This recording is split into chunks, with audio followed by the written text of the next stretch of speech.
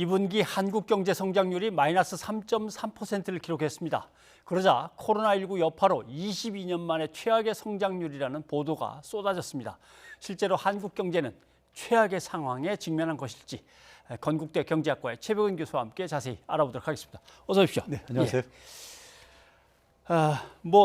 IMF 환란 위기 이후에 최악이다. 예. 경제가 계속 고꾸라지고 있다. 이런 이제 신문 기사 제목들이 뽑혀 나왔는데 위태위태합니까 정말 그렇게?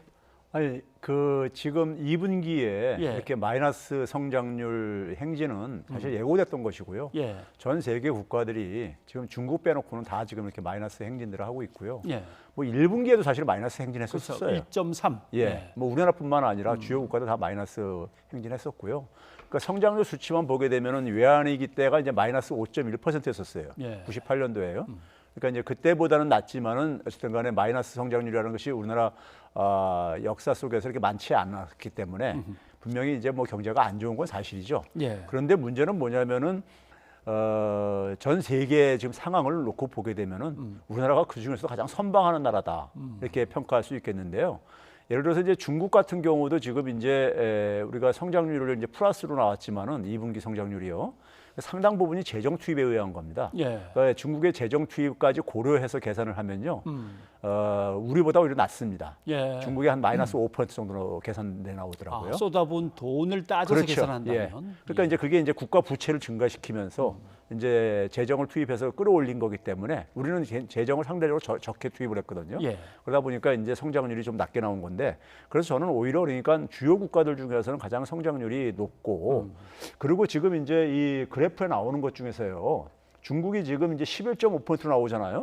저게 왜냐면 1분기에 마이너스 10%였었어요. 쭉 내려갔었으니까. 그렇죠. 그러니까 그 기조 효과로. 그러니까 사실은 지난해 4분기 수준도 아직 회복이 안 되진 거예요.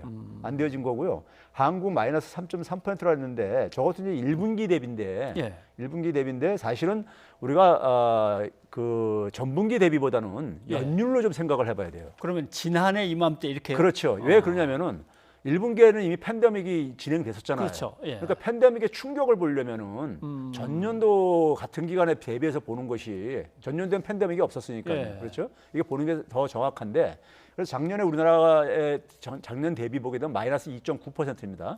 2.9%인데 지금 그 작년 대비해서 발표한 나라가 중국이 있고요. 그다음에 미국이 지금 예보치를 지금 발표를 했는데, 예보치가 나고 17일 날 발표했는데, 아틀란타 연은에서 발표했는데 마이너스 34.7%입니다. 연율로. 3점 몇이 아니고 34점. 물론 이제 연율 계산하는 방식이 우리가 약간 차이가 있는데 2분기 기록으로는 하여간 상당히 그런 이제 의미를 갖고 있다는 얘기고요. 미국 기준으로 하게 되면 미국이 이런 성장률을 통계를 이제 내기 시작한 게 대공황 때부터 냈습니다. 이 성장률 수치를 이제 내기 시작한 것이요. 그때부터 미국 역사 속에서 가장 낮은 때가 마이너스 12.9%예요. 그러니까 뭐 미국은 그러니까 역사적으로 가장 낮은 지금 상황이고. 마이너스 35를 기록하게 될 거다. 이 정도로 예측이 나왔단 말씀이죠. 근데 이제 한 가지 재밌는 게요. 마이너스 35면은 마이너스 3분의 1 정도가 떨어진 거잖아요. 그렇죠. 이상이 떨어진 거잖아요. 미국이 GDP가 한 21조 4천억 달러 정도 됩니다. 지난해 말 기준으로요. 근데 중국이 한 3분의 2 정도 됩니다. 14조 달러 돼야 돼요. 중국하고 역전까지 생깁니다. 일시적으로. 중국이 일시적으로 위로 올라설 수도 있다. 그 한국 경제 고꾸라지고 있다. 뭐 엄청난 위기, IMF 이후에 뭐 최대의 어떤 마이너스 성장 어쩌고 그렇게 해서 내용을 자세히 읽어보니까 뭐 경제신문이어서 그런지는 모르겠습니다만, 그러니까 기업이 제대로 먹고 살려면 해고할 때 그 노동자들을 자유롭게 해고할 수 있게 좀 놔둬야 되고, 왜 최저임금을 자꾸만 올리는 것이냐. 임금을 안 올리고 딱 묶든지 깎아야만 기업이 잘 되는데, 그래야 경제가 다시 올라갈 텐데. 결국 그 얘기란 말이죠. 그래서 야, 이거 국민을 제대로 보호하지 못한다면 경제 성장이 의미가 없는 것인데, 실제로 언론들은 왜 이렇게 자극적으로 제목을 붙이고 쓰고 할까요? 그러니까 어떻게 보게 되면은 그 언론들의 어떤 의도가 있는 거죠. 그러니까 이제 뭐 현 정부의 정책을 폄하하고 싶은 의도라든가, 아니면 이제 그러니까 자본의 이익을 이런 기회에 좀 더 이제 확장시키기 위해서. 근데 사실 보게 되면 우리 경제가 고꾸라졌다 그러는데, 우리 경제가 고꾸라진 거면은 외국 주요 국가들은 다 사망한 겁니다. 사실은요. 예. 사망했다고 표현하는 것이 맞는 건데, 근데 외국에서는 사실 그러니까 뭐 이런 상황 속에서 오히려 그러니까 안전망을 더 강화하는 이런 방향으로 하지. 그러니까 지금 뭐 국가가 전면에 나서고 있잖아요. 어느 나라나 다요. 근데 이제 우리나라 같은 경우는 보게 되면은 그러니까 지금 사실 수출이 가장 지금 악영향을 미치고 있거든요. 성장률에요. 예. 그럼 내수가 방어를 해야 되는데 그렇죠? 내수 방어하는 데 속에서 고용 상황을 더 악화시키게 되면은 내수가 좋아질 수가 없는 거잖아요. 예. 그런 점에서는 그러니까 그 어려운 상황 속에서 우리가 같이 힘을 모아서 가야 될 것이지 이걸 그러니까는 노동자들한테 그러니까 가게한테 그러니까 이것을 책임을 넘기는 것은 제가 볼 때는 이거는 그 정확한 진단도 아닐 뿐만 아니라 올바른 처방도 아니라는 얘기죠. 예. 그러니까 교수님이 아까 중국을 예를 들으면서 말씀하신 게 그렇게 쏟아부었는데도 저 정도 올랐다면 교수님이 조금 더 쏟아 부읍시다 늘 강조하셨는데 우리 만약 그렇게 쏟아 부었다면 우리는 저 수치는 아닐 것이다. 예를 들어서요. 우리가 이제 전분기 대비 1분기 대비해서요. 지금 유일하게 성장률을 좀 끌어올린 부분이요. 민간 소비였었어요. 민간 소비. 그게 바로 뭐냐면 긴급재난 지원금의 효과입니다. 그리고 이제 방역의 이제 성공적인 방역으로 생활 방역으로 이렇게 넘어가면서 경제 활동이 좀 복구가 되면서 이제 된 효과라고 이제 분석이 되어지고요. 근데 지난해 대비로 보게 되면요. 여전히 민간 소비가 마이너스 2%나 떨어져 있어요. 그 지난해, 얘기는 뭐냐? 긴급재난 지원금이 불충분했다는 얘기죠. 그러니까 민간 소비가 지난해 수준을 회복을 못 하고 있는 거예요. 그래서 제가 이제 그러니까 그동안에도 계속해서 몇 차례 더 지원을 해줘야 된다는 것이고 지금 3분기에 그러니까 이제 상당히 선방할 거라고 지금 이제 대통령께서도 얘기하고 그러시는데 2분기가 많이 떨어졌기 때문에 3분기 분명히 플러스 반전할 겁니다. 하는데 여전히 수출 환경은 그렇게 크게 개선될 것 같지가 않거든요. 수출은 우리가 통제할 수가 없습니다. 그러면 결국은 뭐냐면 내수를 그어야 되는 것이고 내수의 지금 중심에 뭐냐면 가계뿐이 없어요. 지금 뭐냐면 기업이 지금 불확실한 상황 속에서 투자를 할 수가 없거든요. 지금 미중 간의 갈등도 대선까지는 갈 것이고요. 그렇죠. 그럼 이런 상황 속에서 가계 소비가 그나마 가계 소비하고 정부가 쓰는 부분입니다.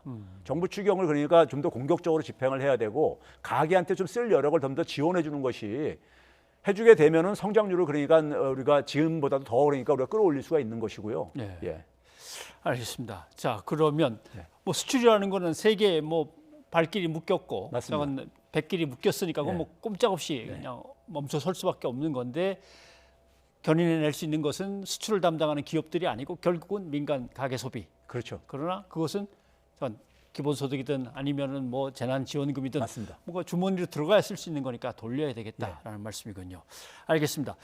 그런데 실제로 지난번에 마이너스 1.3% 성장했을 때도 그렇고 지금 마이너스 3.3% 성장으로 나왔을 때도 그렇고 사실 세계 주요 국가 중에 1위 성적이긴 합니다. 분명히. 맞습니다. 이렇게 가다 보면 아까 중국과 미국의 역전 얘기하셨는데 우리도 이게 GDP 관련해서 확 순위가 올라가는 거 아닙니까? 맞습니다. 우리가 아마 그 최근에요. 3월 달부터 지난달까지 그러니까 일부 신문들에서 우리나라 이제 그러니까 1인당 GDP가 줄어들고 있다는 이런 보도들이 나오고 그러는데 우리만 줄어드는 게 아니라 전 세계가 같이 다 줄어들고 있어요, 지금요.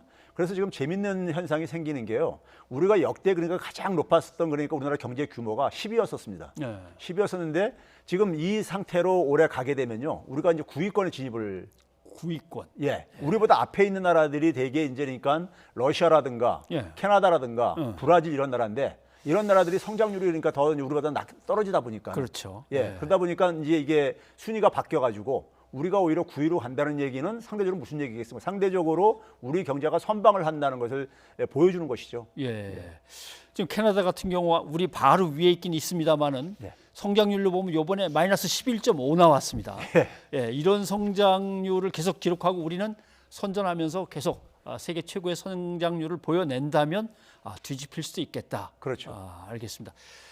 이럴 때 아무튼 정부는 뭐 나름대로 말씀하신 대로 이런저런 것들을 갖다 해야 된다라고 하는데 기업이나 가게 입장에서는 어떻게 해야 될지도 뭔가 좀 일깨워 주셨으면 좋겠습니다. 그러니까 결국은 뭐냐면 경제가 얼마나 이제 그러니까 우리가 이 우리가 경제라는 건 심리란 말이 있잖아요. 그러니까 미래에 대한 그러니까 불확실성을 어쨌든 간에 최소화시켜줘야 되는 겁니다. 심리를 안정시켜줘야 되는 거죠. 그러니까 그러기 위해서는 정부의 정책을 예. 가게가 그러니까 신뢰할 수 있게 해줘야 되는 것이고요. 예. 그렇죠? 그리고 이제 기업들도 그러니까는 그 직면하고 있는 불확실성 요인들 같은 경우들을 예. 가능한 한 서로가 힘을 모아서 해소시켜야 되는데 이럴 때는 결국 뭐냐면 정부가 그러니까 기업의 투자를 견인할 수 있도록 예. 정부가 마중물 역할을 해줘야 되는 거예요. 예. 그리고 이제 정부가 마찬가지로 가게한테도 가게는 지금 가계 부채가 너무 많아가지고요. 그렇죠. 그리고 고용도 굉장히 불안정해지고 있고 그러기 때문에 예. 가게가 굉장히 불안해하고 있어요. 그렇죠? 미래에 대해서요. 그러니까 가게의 심리를 안정시켜 주려면은 결국 정부가 그러니까 이럴 때는 그러니까 나설 수밖에 없고 네. 정부의 역할이 강해지는 것은 전 세계적인 현상입니다. 팬데믹 상황 속에서. 지금으로서는 알겠습니다. 정부의 컨트롤 타워 역할이 훨씬 더 강해져야겠다는 말씀이군요. 예, 최 교수님 고맙습니다. 네, 감사합니다.